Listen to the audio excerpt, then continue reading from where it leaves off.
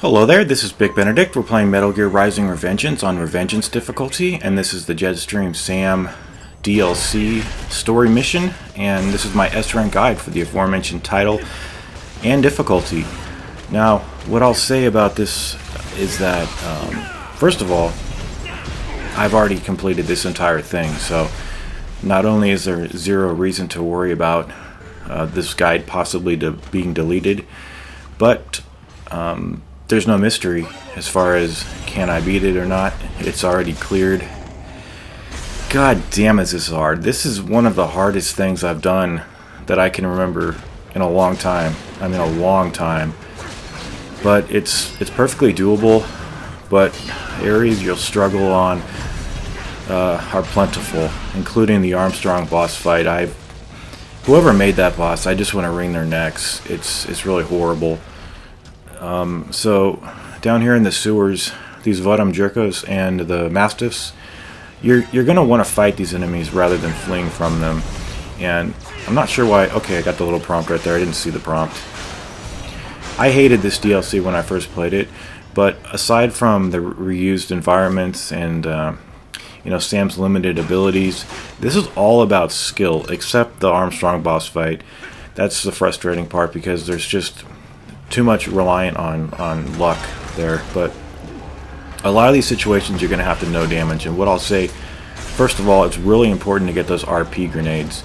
They're only in one spot right before the Armstrong boss fight, so what you want is to at least go through the campaign, pick everything up, max out your supply of sub-weapons. Sub-weapons are just crucial in defeating some of these scenarios. Like, if you have the RP grenades, you can completely blind the Blade Wolf, and you don't even have to fight him really if you want to. But I decided, let me just try to no damage this guy, and I did him twice because I think I gave up or something. I don't know where it was. I think it was on VR Mission 4, which is the notorious one. It's a long endurance fight. It's hard as hell. But this is the first ranked fight here. I'm not sure why it doesn't... Yeah, there we go. Ranked fight. I'm going to put that in the bottom left. And so this took me about, I would say, a full week of playing it and replaying it. I played it about 3 times. A couple of times, one time I played it on easy. I just ran through it to collect all the items, the sub-weapons. But this is the first ranked encounter. Sam's got a couple of charges. If you do the Y hold, it's a charge. If you do the X and then Y hold, it's a uppercut. And if you do the X Y, it's a charge that it's a throw too. It's pretty good. But the key to winning in these fights is charge plus taunt equals win, pretty much. Okay, so that's the first fight. There's 18 ranked encounters in this game. That's the first one. And you'll have to take no damage there. And then you'll go into this VR mission here, and there's 5 of these in total.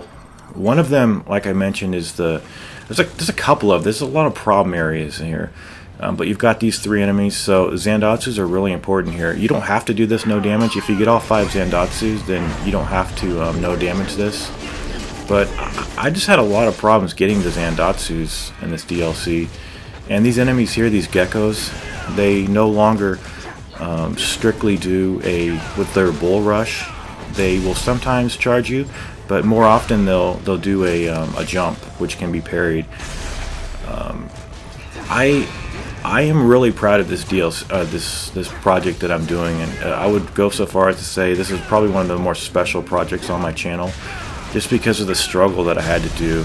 And I'm really proud of this, but you need to learn the parries of those guys, and the biggest issue is that they hop away 9 out of 10 times every time you earn your victory with the parry. But if you could take no damage there, you don't have to worry about the Zandatsus.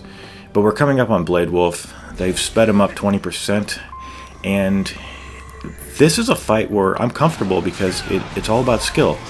Like with the Armstrong boss fight, it's just a nightmare. It's hell on earth, man. So the only attack that you cannot parry of this guy's is his dagger throw. Everything else, even his grab, you can block it, and if you're even more precise, you can parry it. His claw attack, where he jumps at you and does a claw attack, I parried at the end, but it's actually one of the harder ones to parry. But you're basically just looking for him to do his charges and parry his attacks. You can use Sam's evade here. If, like I said, if you just want to use the RP grenades to blind this guy, you can do charges, because you're gonna have to face 2 of these Fenrir's plus a Gecko later in the endurance fight in VR mission 4. It's really damn hard. So I don't risk that. That's the grab right there. So I double jump. If you